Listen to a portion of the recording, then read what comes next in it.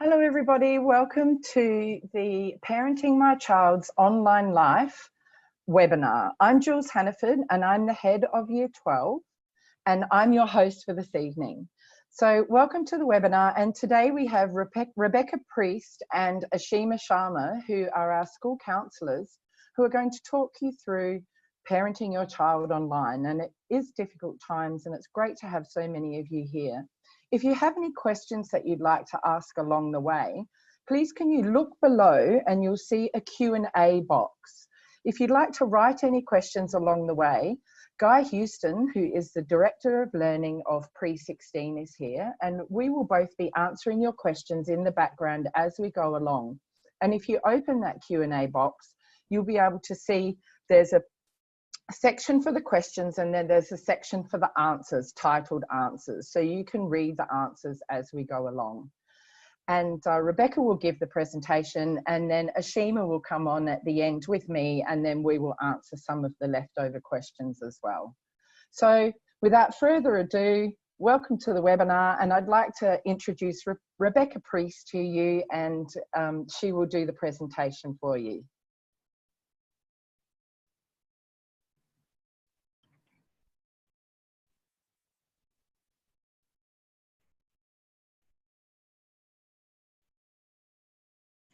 Okay, hi everyone, thanks for being here this afternoon. This webinar will aim to explore some of the realities and challenges we all face as parents in supporting the emotional needs of our children. These are tough years to navigate for them and for us, and even more so in light of an increasingly present online world. So I firstly wanted to introduce the specialist counselling team here at West Island. We are part of the overall pastoral care available within the school, and yet another resource your child can turn to for support. It's not unusual for young people to experience distressing emotions such as worry, disappointment, sadness and anxiety. Everyone runs into challenges from time to time, and these experiences are all part of life. Often chatting with family and friends is enough to get through the difficult times. But sometimes it does become apparent that a young person requires some extra support. Your child's teachers and tutors are excellent first level supports for day-to-day life events. More intense emotions and challenges can be addressed with their head of year, but if an elevated risk is identified, then the counselling team exists as a specialist resource. And we're available to any student who thinks they might benefit from the expertise and neutrality counselling can offer. So the aim of counselling is to help a young person to understand themselves and their relationship to the world better. This can involve increasing their awareness of personal strengths, supporting resilience, promoting problem-solving skills and goal setting, and simply just having a private space to share private thoughts can be powerful enough to help a young person get themselves back on track. Some young people find that 1 or 2 sessions can be enough to help improve their situation, and others want to continue the process for a bit longer. There are no rules regarding counselling duration, but it is important to review the process on a regular basis, and this usually happens after 6 sessions. Counsellors are aiming for individuals to feel ready to manage challenges independently. So today we're going to be taking a look at 4 main areas: the key differences between the adult brain and the teen brain, the types of behaviours we can expect from a typical teen, how we can best support their emotional needs, and advice for parenting in an online environment. So adolescence has been defined as that awkward period between sexual maturation and the attainment of adult roles and responsibilities. And this is a definition that captures the concept that adolescence begins with changes in the body and the brain, and hopefully ends with a successful transition from childhood to adulthood. It's a time when 3 of the greatest changes of human life occur: the ability to reproduce, the establishment of an identity, and the attainment of logical thought. Now, these are massive accomplishments. Some changes are biologically pre-programmed, but almost all require complex interactions with the social world. These are years of intense change where young people must struggle with issues such as independence from parents, sexuality, self-identity, academic pressure, and peer relationships, all at a time when their emotional reactivity is at its highest, but their control impulses are yet to mature. So in order to understand teenagers, we need to just take a quick look at how their brains work. In a fully functioning adult brain, the prefrontal cortex is responsible for higher level thinking. So our ability to problem solve, to plan and organize, to make wise judgments, to show empathy, and very importantly, the ability to control all of our raw emotions and impulses that come from the center of the brain, an area known as the amygdala. The prefrontal cortex takes 25 years to fully develop, and this is really important to keep in mind when viewing teen behavior. The emotional part of their brains is not only more active during adolescence, but is very hard to regulate with an underdeveloped cortex.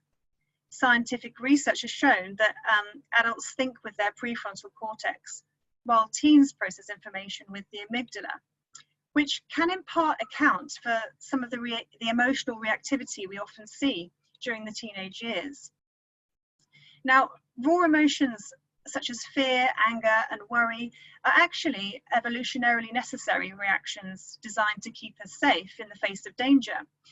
But in the absence of properly functioning frontal lobes, these feelings can feel really overwhelming, especially to a teenager. So what does all of this mean for adolescents? What behaviours can we expect from a typical teen? Well, it comes as no surprise that the adolescent brain is not only very emotional, but also very social. And young people learn about their emotions and how to regulate them in social contexts. It's during these interactions they acquire their self-identity, and the establishment of an identity that is acceptable and desirable to peers has great survival value. They are risk takers. Research has found that 80% of 11.5 to 15-year-olds exhibit one or more problem behaviours in a month. So disobeying parents, school misconduct, substance use, antisocial acts such as theft or fighting. This sensation seeking can again be accounted for by the hormonal and emotional changes that are occurring in the teen brain, and also by the social need to feel more accepted by peers. Aggressive behaviour peaks during adolescence and also has its origins in the emotional centre of the brain, where the fight or flight response originates. High levels of reactivity make sense if you're being chased by a lion, but the teen brain often can't distinguish the difference, and so they can exhibit extreme reactions to the things they find stressful. And teens are more vulnerable to stress. As seen, their brains are just not able to regulate that alarm bell that sits deep inside their heads. And so what we see as trivial setbacks may seem like end of the world events to them. And they may also genuinely have more negative life experiences. If you think about friendship changes, school deadlines, exam results, decisions about the future, family tension, the more negative life events an adolescent has, the less control they have over these events, the more likely they are to engage in problem behaviours. They're harder to motivate and are motivated by different things than adults. And even when engaged in activities, adolescents can find them less pleasurable than adults. And teenagers are almost always sleep deprived. So sleep research suggests that teenagers need around 9.25 hours of sleep every night, but most teenagers are only getting around 6 to 7 hours. The problem is that around puberty, their body clocks alter, and melatonin, which is the chemical that makes us feel sleepy, flows into their brains much later, not until around 11 p.m, which is about the same as adults. Most teenage brains are in fact not ready to wake up until around 8 or 9 a.m. Being forced to get up after only 7 hours instead of 9 results in a build-up of 10 hours of sleep loss every school week. And by waking up too early, adolescents are missing out on REM sleep, which is so important for healthy brain development. Important hormones for growth and sexuality are also released mainly during sleep. And so can't they just lie in at the weekends? Unfortunately, it's not that simple. And although they can make up some sleep at the weekends, this doesn't help their body clock and may actually disrupt it further. There is no doubt that even with extra sleep at the weekends, very many adolescents show symptoms of severe sleep deprivation. And a simple case of lack of sleep can actually account for many of the so-called problem behaviours we see in teens. So sleep is strongly linked to mental health, and this not only applies to teenagers. One major study showed that sleep-deprived people are 4 times more likely to suffer from clinical depression. And another study demonstrated that rats die faster when deprived of sleep than when they're deprived of food. So I really just wanted to emphasize the importance of sleep for healthy teen development and the effects of sleep deprivation when viewing teen behavior. Clearly, there's a lot going on during the teenage years, and it's no wonder that many young people can feel overwhelmed and at times unable to cope. But there can be a tendency for us to panic and view all undesirable teen behaviour as problematic, when actually it's okay not to be okay. The vast majority of teen behaviour can be explained by normal developmental processes. Obviously, there are times when it becomes clear that a young person needs extra support, and the best support they can receive starts at home. So how can we best support the emotional needs of a teenager? It can go a long way to ask your child how they are feeling right now, even if you only get one-word answers. Just by being there, asking questions and listening to them will help them feel like you understand what they're going through. Validating their feelings and telling them that it's normal and okay to feel anxious and stressed at times will help them realise that they're not alone. And acknowledging what they're going through will help them to open up, fully experience and sit with their current feelings. When we label emotions and fully experience them, they lose their power and we allow them to move through us. And in doing this, we minimize the possibility of those feelings being stored and repressed.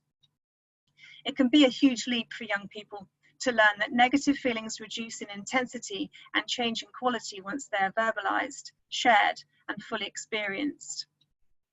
And you don't have to have all or any of the answers, and being honest when you don't is actually very powerful, but you can problem solve with them. So let us take this current pandemic as an example. Say it stops your incredibly sporty child from participating in their favourite team sport and they're feeling down and unmotivated. You could firstly validate this and agree that yes, this is hugely disappointing and no fun at all. But what could they be doing right now to stay fit and healthy until team sports resume? What skills could they be brushing up on, or what knowledge could they be acquiring whilst they wait? Identify and focus on strengths. Look at what is going well. When we focus on our child's strengths, we build their confidence, which builds their resilience. And by building their resilience, we strengthen their ability to bounce back from life's difficulties. And be compassionate. Be kind, be sensitive to the roller coaster of emotions, development and experience that our teenagers are on. And also recognize that parenting is an impossible job. Even the best parent on their best day under ideal conditions is only going to be switched on about 20% of the time. And so it's a balance. Taking a steady as she goes long-term perspective on things is important. And this is especially true with tricky teens. Okay, so and finally we come to parenting in the online environment. Screens are compelling and setting limits is hard, difficult to police and can often backfire. This is a hot topic at the moment, as many of the issues we face when it comes to our teens and their screens have been magnified due to the COVID restrictions. They are doing it more and we're seeing it more. Let's firstly take a look at some of the main concerns, which I think as parents we all share. So from left to right, my teen has lost interest in activities they were enjoying before online access. My teen loses track of time whilst online. They check messages several times a day. They become angry and irritable when interrupted whilst online or not allowed access. They ignore time limits they've been set for internet usage. They become angry, irritable or depressed when not allowed online. They appear preoccupied with getting back online when they're away from the computer.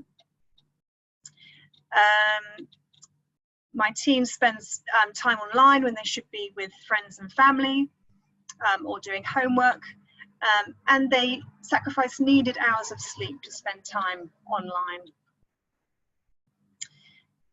The reality is, screens have become an essential part of life. We're all on our screens quite a bit these days.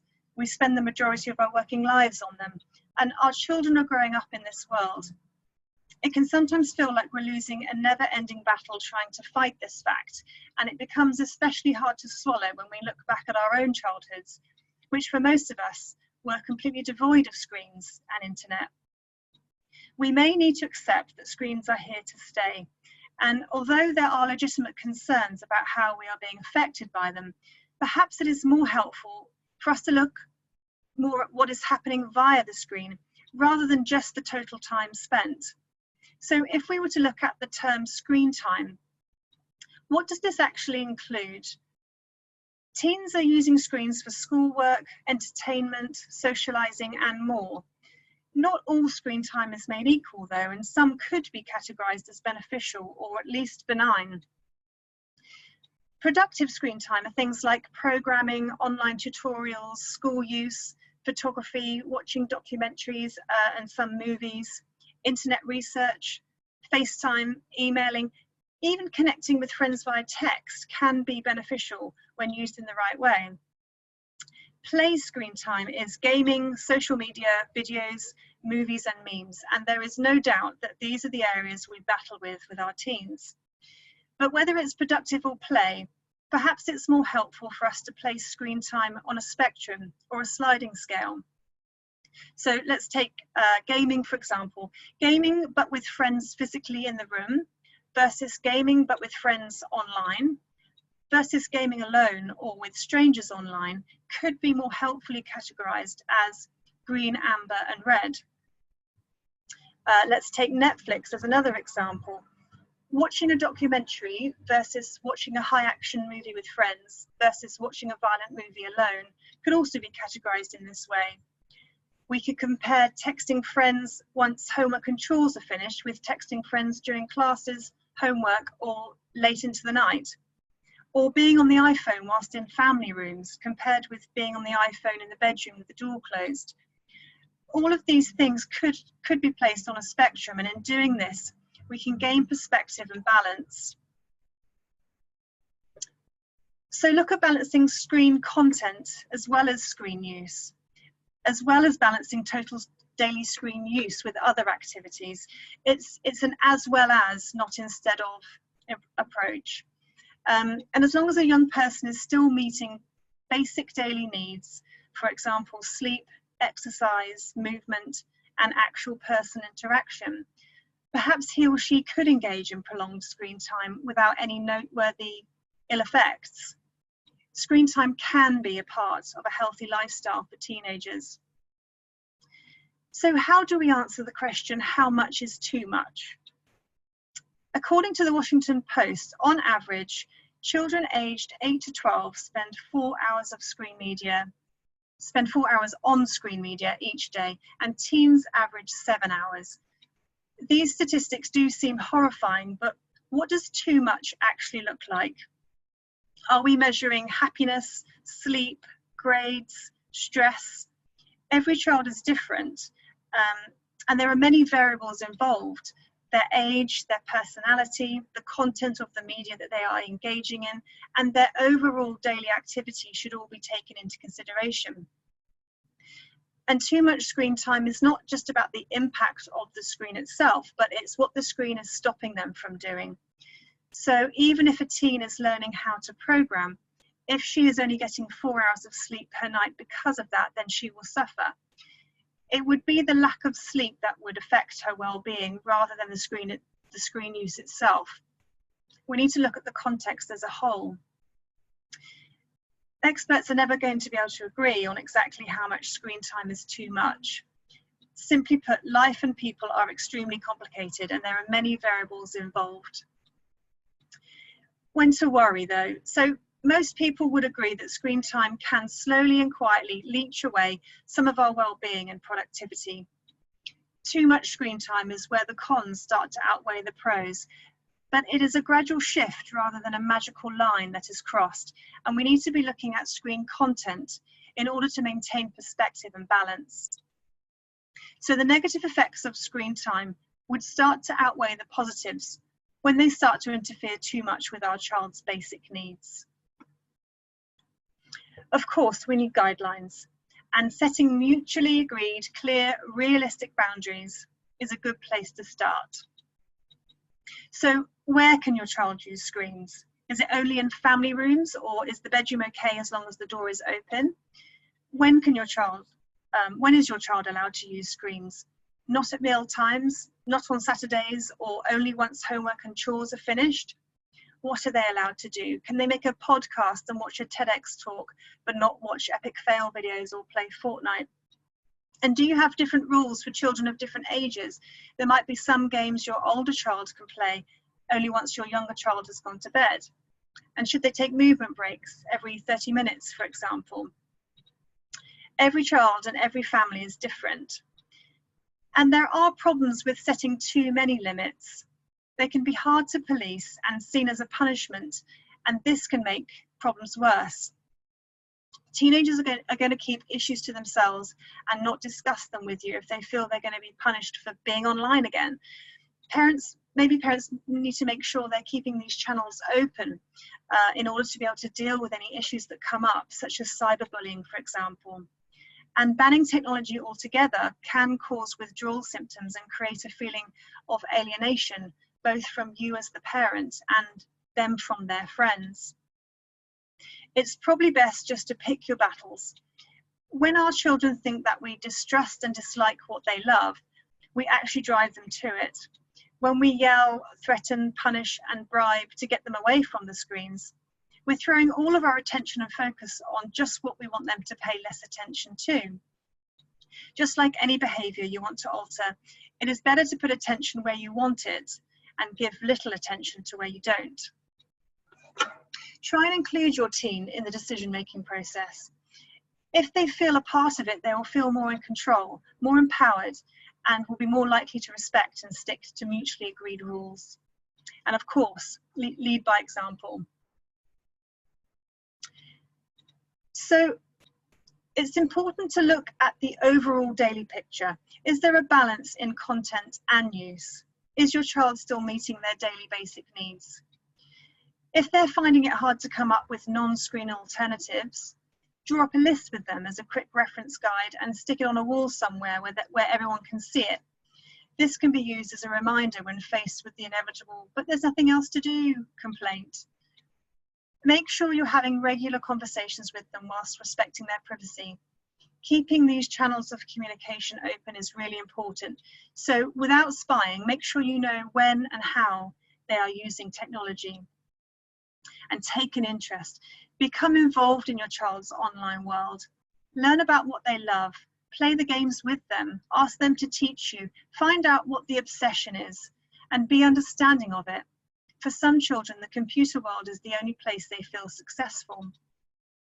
And don't assume they fully understand the impact of the technology they're using and why you are concerned.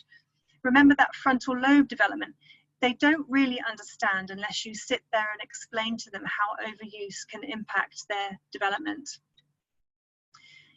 And encourage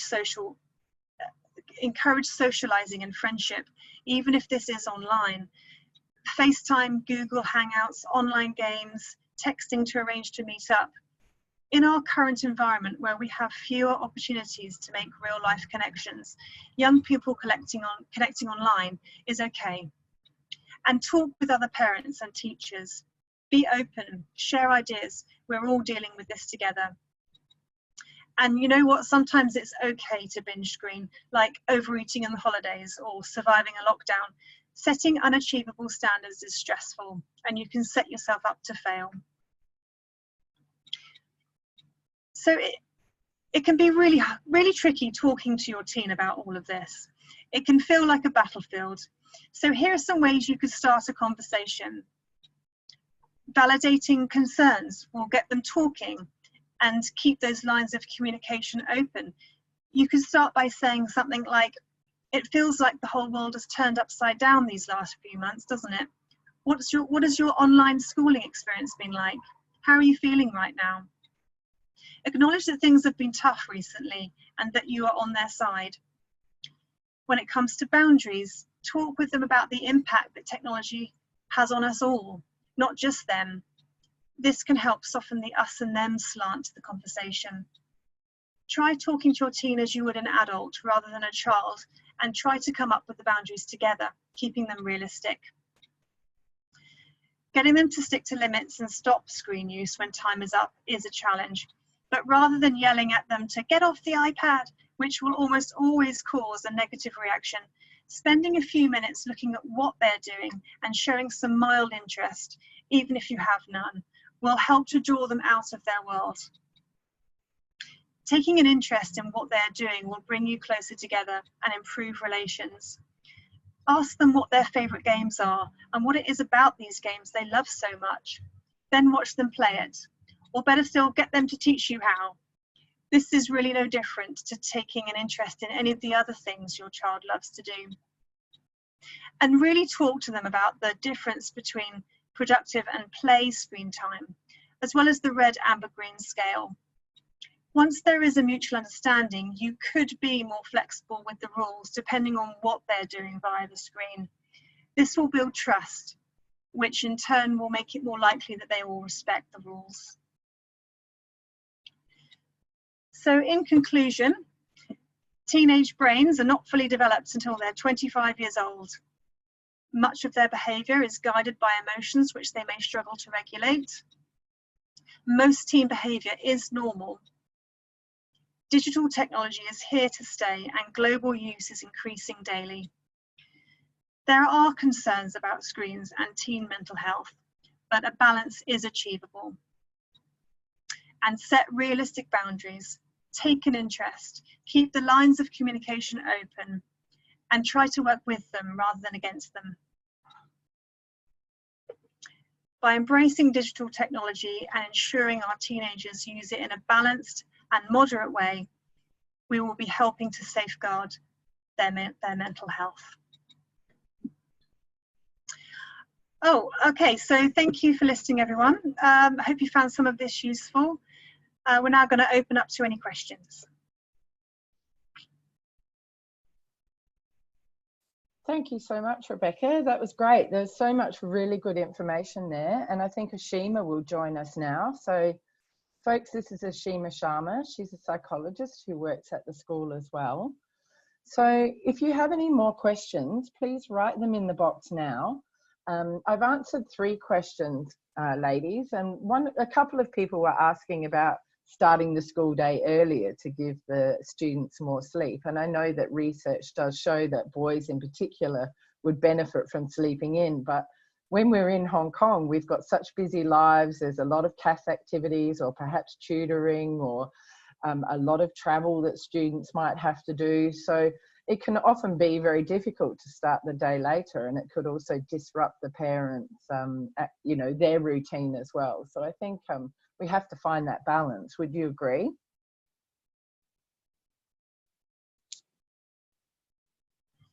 Gosh, absolutely. So sleep is incredibly important to everybody. But yeah, it is a balance, and I think it's something that in the future schools and the educational system might take more on board. But right now, it's going to have to be a balance. Yeah, exactly. Ashima, did you want to add to that? Well, I think it's going to be busy and it's going to get busier. So usually giving them a concept of a sort of a power nap is good. I think it sort of re-energizes them. It's just a 10 to 15 minutes nap, which they can take while on their way home or as soon as they reach home. So it basically makes your 24-hour become double. And that's been my experience that kids really benefit from it. So if they're not able to get a big stretch at night, they can always put in a quick power nap, say 10 to 12 minutes.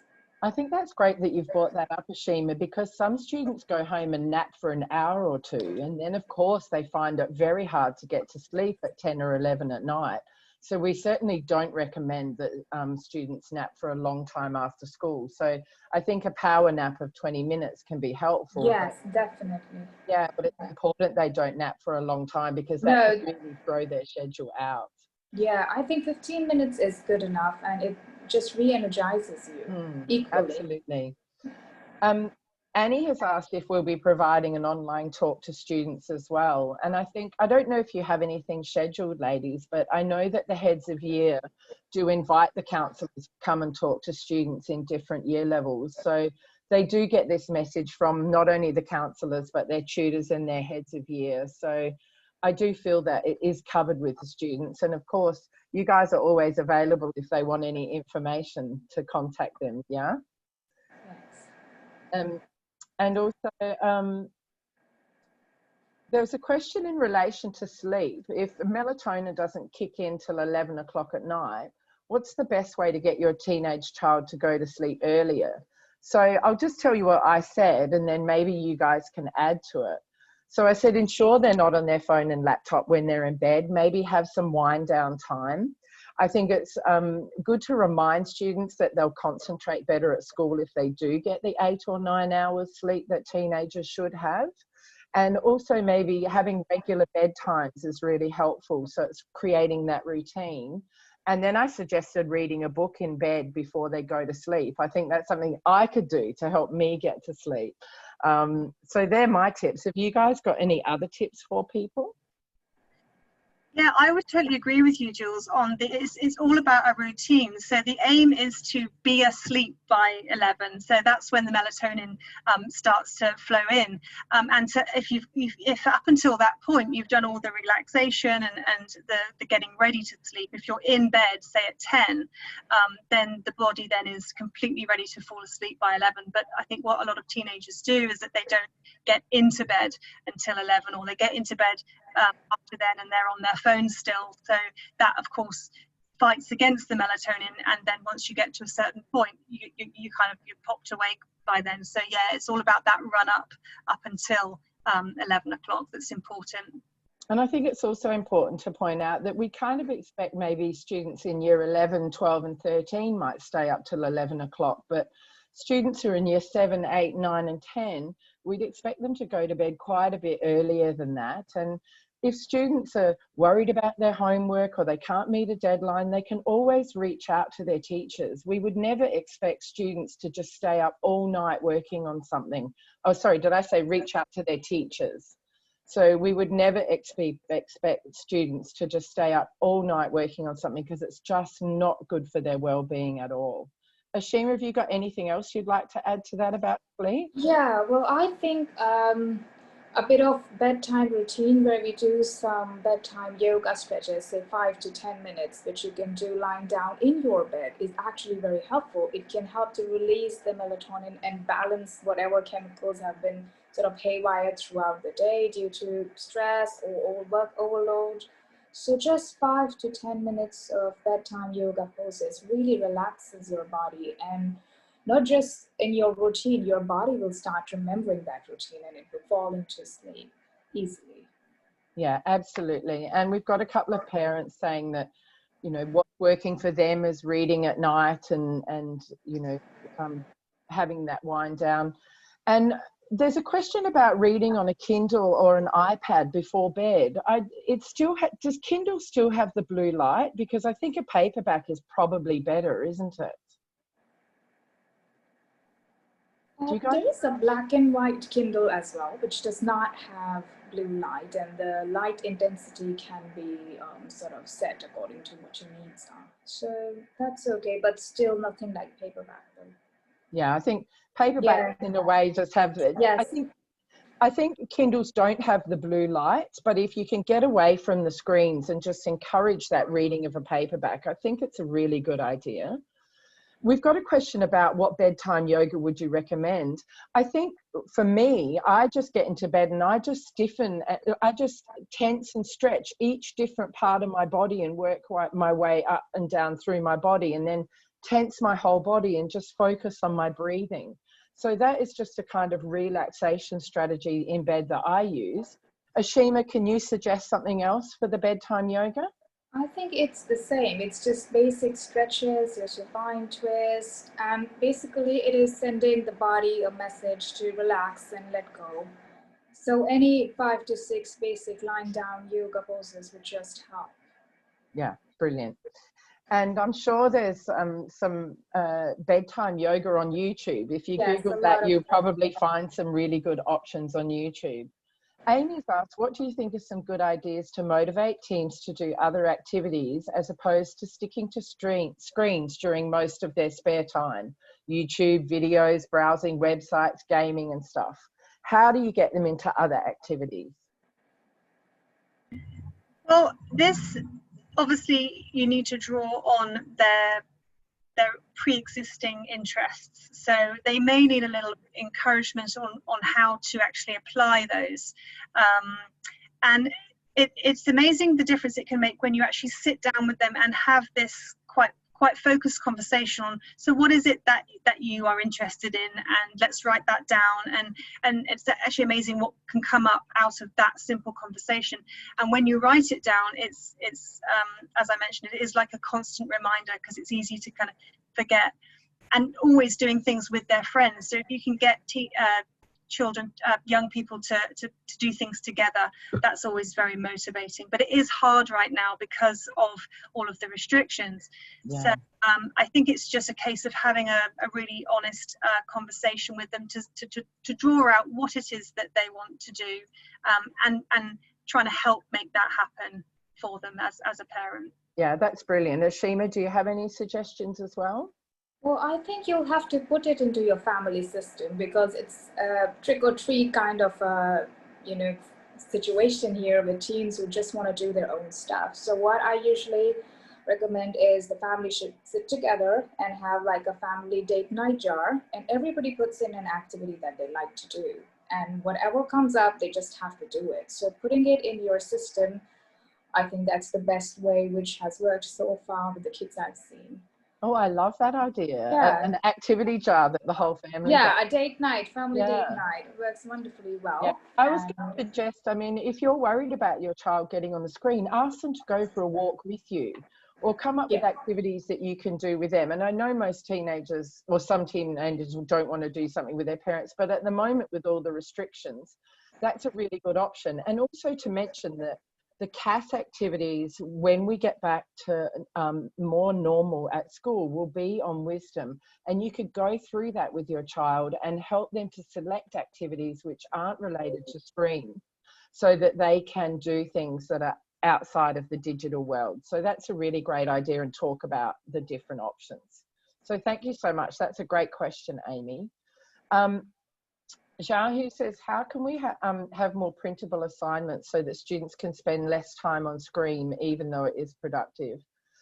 I think as teachers, we're aware of that. And I mean, everybody does try to create opportunities where students can do things by hand. And we do try to do that, but it's very hard with online learning. And I know that teachers are thinking of different ways, using Jamboard and different platforms like Flipgrid, and making videos and different diverse activities, so they're not just typing all the time. So we are aware of that, and we're trying to make other opportunities for students online, so it's not just sitting there and typing. Bedtime yoga is a great idea. Perhaps you could also highlight to students to remind them to do some stretching when they break from online, as that would be a very good, better for their posture and eyesight. Yes, as a teacher, I do say to my students, that's the end of the lesson, go and have a 10-minute break, get away from your computer. And I know that lots of other teachers are saying that to the students as well. So we are trying to reinforce that those breaks should be away from their laptops. And tutors and heads of year will help with that as well. Lena, oh, sorry. That's disappeared. Oh, Mr. Houston's kindly answering some of the questions as we're going along as well. So please look in the answered section. Lena says it's difficult for parents to get teens to switch off and head to bed early. she's been struggling with this for a long time, but can't force it on the teens, especially boys. If the tutor or more of the mentor and school can help reinforce this to students on the importance of sleeping earlier, that would help too. Yeah, we'll take that on board, and that's something that we can take back to the heads of year and the tutors. I know as head of year 12, I certainly do reinforce the importance of sleep with the students, but yes, thank you for pointing that out, and we will take that back to the heads of year to disseminate that down to tutors. What else have we got? Great questions, guys. Thank you so much. So we've been going for 40 minutes now. They're fantastic questions. We understand that this is not an easy issue to deal with. We hope that you have found this presentation really helpful. Here's a question. What is a reasonable time for a 14-year-old boy to go to bed? I might be a bit old and old-fashioned, but I would imagine around about 9:30 would be a decent time. Would you agree, Ashima and Rebecca? Yes, I totally agree. My kids are in bed by 8:30 as well. I think I was in bed at 8:30 till I was 15, honestly, or 7:30. My parents sent me to bed when I was 12. But I do understand in Hong Kong, there's a bit of a culture of kids staying up later. So I understand you can have a bit of a battle there, but sleep is so important. And if you can just get in the habit, they will adjust. But at the same time, it's not worth having massive fights and arguments over. So that whole system of rewards and kind of, as Rebecca said, get them involved in the decision making and deciding what time is best for them, or maybe negotiate a little bit about what homework they've got and how much they've got to do. I think that can all be very helpful. And you can also reach out to Ashima or Rebecca if you need any advice. And you can reach out to your child's head of year, or Guy Hewson, the Director of Learning, or Sarah Ellison, the Director of Learning of Post-16, and Guy Hewson is pre-16. But thank you so much for your questions. Ashima and Rebecca, thank you so much for the presentation. That was so informative and so helpful. And Guy, if you want to just pop on and it will show your face and people can see that Guy's here and he's been answering questions in the background as well. So we're all here to help and support you. Thank you so much for joining us and in this webinar. We hope you found it useful. Reach out to your child's tutor or head of year if you need any more support or advice on this issue. So thank you very much, everybody. Oh, thank you for the thank you. Someone just wrote thank you for the presentation. So well done, Rebecca, and thank you, Ashima, for answering the questions. Thanks, Guy, for working in the background, and good night, everybody. We'll see you at the next webinar. Thank you so much. Bye-bye.